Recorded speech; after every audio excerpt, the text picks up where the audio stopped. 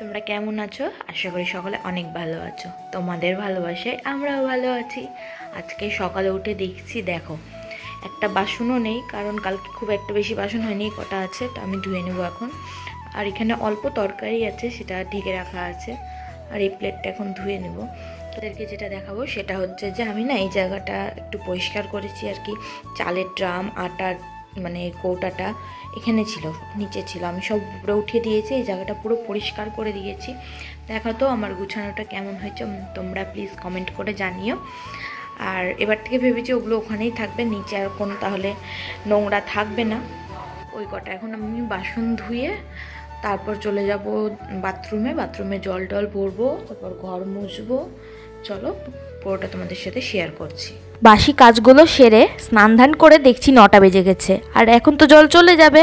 সেই জন্য স্নান ধান করেই আগে রান্নার জলটা ভরে নিলাম, কারণ জল চলে গেলে তো এখন আর জল পাবো না, সেই বেলা 12টা বেজে যাবে জল আসতে আসতে। তখন আমি পূজা করে রান্না বসিয়েও দিব, সেই জন্য রান্নার জলটা আর কি ভরে রাখলাম। আর রান্নার জল ভরতে ভরতেই দেখছি ফুল যাচ্ছে, আর আমার ফুলগুলো শেষও হয়ে গেছে ঠাকুরের, সেই জন্য আমি ঠাকুরের ফুল নিয়ে নিলাম।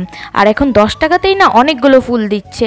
তবুও আমি বললাম যে আমাকে বেলপাতা আর তুলসী পাতাটা কম দিও, কারণ বেলপাতাগুলো একেবারে ছিঁড়া ছিঁড়া দেয়, তো ঠিকমতো পূজা হয় না, বেশিরভাগটা ফেলাই যায়।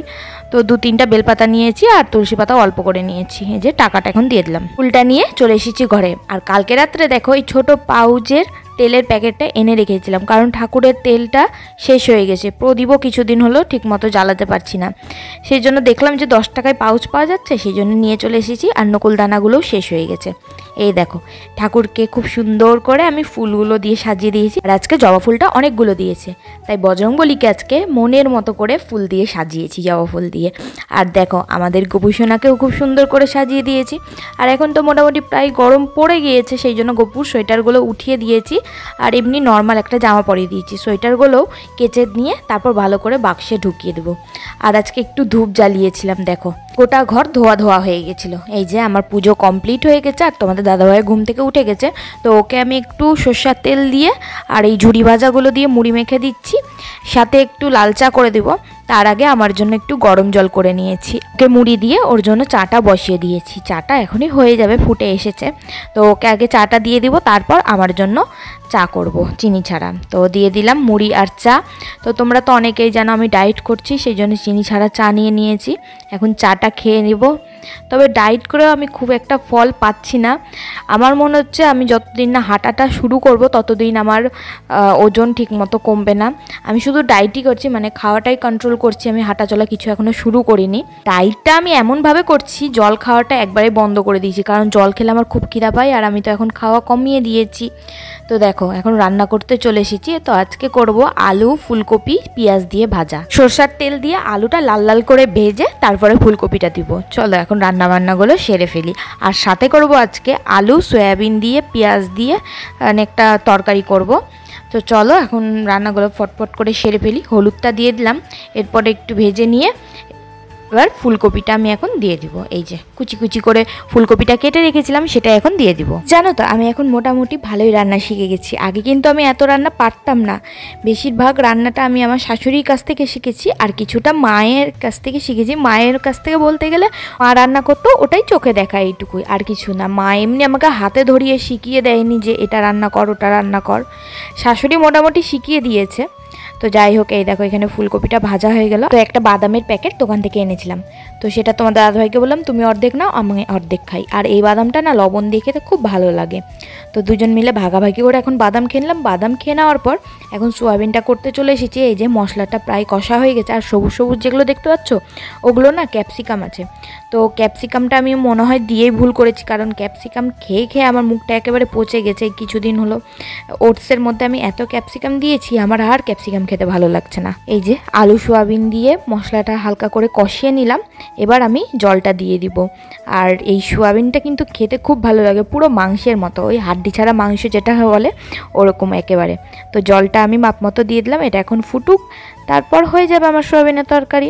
আর এই দেখো গাজর আর বিনস কেটে রেখেছিলাম ওটস করবো বলে, কিন্তু আমার ওটস খেতে একদম ভাল লাগছে না বলতে শরীরটা আজকে না কেমন লাগছে আমি নিজেও বলতে পারবো না, মানে এত দুর্বল লাগছে এখন খাওয়ার জন্য না চিন্তার জন্য বুঝতে পারছি না, খুব শরীরটা খারাপ করছিলাম। আমি বললাম না আগে আমি খাওয়া দাওয়া করি ঠিক মতো, কারণ আমার যদি কিছু হয় আমাকে এখানে দেখার মতো কেউ নেই, আর আমার সংসারে কাজ করে দেওয়ার মতোও কেউ নাই, শুধু তোমাদের দাদাভাই আছে, আর ও তো অত বেশি কাজ পারে না, যা করি সব আমিই করি একা হাতে।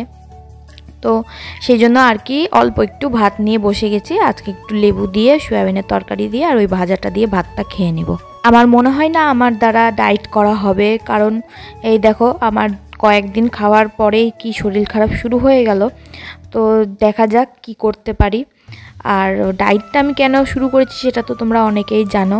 দুজন মিলে অনেক ভাবনা চিন্তা করলাম যে না এখন আমাদের এই ডিসিশনটা নেওয়া একদমই ঠিক হবে না, কারণ আমাদের এমনি এখন খারাপ সময় চলছে, আর একটা কোনো জিনিস নিয়ে ভাবনা চিন্তা করতে গেলে সেটার পিছনে তো খরচ আছেই, আর আমি চাই না সেও এসে আমাদের মতো কষ্ট করুক। দেখো খাওয়া দাওয়া করে এখন ঘরটা মুছে নিচ্ছি, আর এখন ঘর মুছে দুজন মিলে একটু শুয়ে থাকবো, কারণ একটু সন্ধ্যের দিকে বেরোবো। আমরা তো খুব একটা বাইরে যাই না বাজার ছাড়া, তো বাজারেই যাব। বাজারে বলতে গেলে এই যে একটা তেল নিলাম, আর এই টককুলগুলো না আমি পাই না, তাই জন্য একটু টককুল নিলাম ওই 10 টাকার মতো। টককুলগুলো না আমি বেছে নিচ্ছি, এখানে অনেক কাঁচাও আছে, তো আমি কাঁচাগুলো নিচ্ছি না, পাকা দেখে নিচ্ছি, কয়েকটা কাঁচাও নিয়েছি। আর তারপরে নিয়ে নিয়েছি পপকর্নগুলো, মশলা দিয়ে করে দিয়েছে, বাড়িতে এসে খেয়ে দেখলাম দারুণ লাগছে জানো তো, ঝাল মিষ্টি খুব সুন্দর লাগছে। আর এখানে এসেছি সিঙ্গারা নিতে আর গোপুর জন্য মিষ্টি নিতে। আমরা যেখানেই যাই আমরা কিছু খেলাম, আর গোপুর জন্য আমি কিন্তু একদম ভুলি না, গোপুর জন্য মিষ্টি আমি সবসময় নিয়েই যাই। আর গোপুর জন্য এই গুড়ের বাতাসাগুলো নিতে এসেছি, গুড়ের বাতাসা নাকি খেতে খুব ভালোবাসে গোপাল, সেই জন্য গোপুর জন্য আমি নিয়েছি গুড়ের বাতাসা। হয়ে গেল আমাদের টুকিটাকি বাজার করা, এবার দুজন মিলে বাড়ি চলে যাব, আর যেগুলো কিনেছি সেগুলো এখন দুজন মিলে খাবো সন্ধ্যাবেলায়। তো চুরমুড়ও কিনেছিলাম, সেটার আর ভিডিও করিনি। দেখো এই চুরমুড়টা খেতে খুব ভালো লাগে, আমি যখন প্রথম কাজ করতাম এখানে আসার পর আমরা এই চুরমুড়টা দুজন মিলে খুব খেতাম, খুব ভালো লাগতো। আর সিঙ্গারা নিয়েছি, এখন সিঙ্গারাটা খেয়ে নিব। তো চুরমুড়টা তোমাদের দাদাভাই বললো যে আমি খাবো না, তুমি খাও, আমার ভালো লাগছে না, তাই সম্পূর্ণ চুরমুড়টা আমি খাবো। আর আমি তো খুব খুশি, এতদিন পর বাইরের খাবার পেয়েছি, আমি কি ছাড়ি, মাথা খারাপ। আর সস একটু নিয়ে নিলাম, ওর সিঙ্গারাটা খেয়ে নিয়েছে, আর আমি এখন আমার সিঙ্গারাটা খেয়ে নেবো। সিঙ্গারাটা খেয়ে দুজন মিলে শুয়েছিলাম, আর দুজনেরই খুব একটা খিদা পাইনি, তাই ও বললো রুটি করো না। আমরা অনেক রাতে এখন খেতে বসেছি, প্রায় এখন 12টা বাজে, তো দুজন মিলে এখন খেতে বসেছি। সয়াবিনের তরকারি আর সিঙ্গারা না আরও একটা করে রেখে দিয়েছিলাম মুড়ি দিয়ে খাবো বলে, আর একটু আলু ভাজাটা মানে ফুলকপি দিয়ে আলু ভাজা করেছিলাম যে সেটা ছিল, তো সেটা দিয়ে এখন মুড়িটা খেয়ে নেবো দুজন মিলে গল্প করতে করতে। এমন কোনো মেয়ে নাই যে সে মা হতে চায় না, আমিও হতে চাই, তবে আমাদের পরিস্থিতি এতটাই খারাপ যে আমরা কোনো ভাবনা চিন্তা করার সুযোগই পাচ্ছি না। আমরা চাই যে আমাদের সবার আগে এই পরিস্থিতিটা ঠিক হোক, তারপর আমরা সব কিছু ভাবনা চিন্তা করব। আমাদের দুজনেরই ইচ্ছা যে আগে আমরা এই প্রবলেমটা থেকে বের হব, তারপরে আমরা বেবি প্ল্যানিং করব। তবে তার আগে যদি ভগবান দিয়ে দেয় সেটা তো আর কিছু করার নাই, ভগবান যা করবে তাই তো ভালোর জন্য করবে, তাই না? ডায়েট শুধু করলে না, ডায়েটের পিছনে না প্রচুর খরচ আছে। তুমি যেহেতু ভাত খাও না, তোমার শরীরটা তো একেবারে উইক হয়ে থাকবেই, সেই জন্য তোমাকে ফল মূল শাক সবজি এসব বেশি করে খেতে হবে, কিন্তু আমাদের দ্বারা সেটা এই মুহূর্তে সম্ভব না প্রতিদিন ফল মূল শাক সবজি খাওয়া।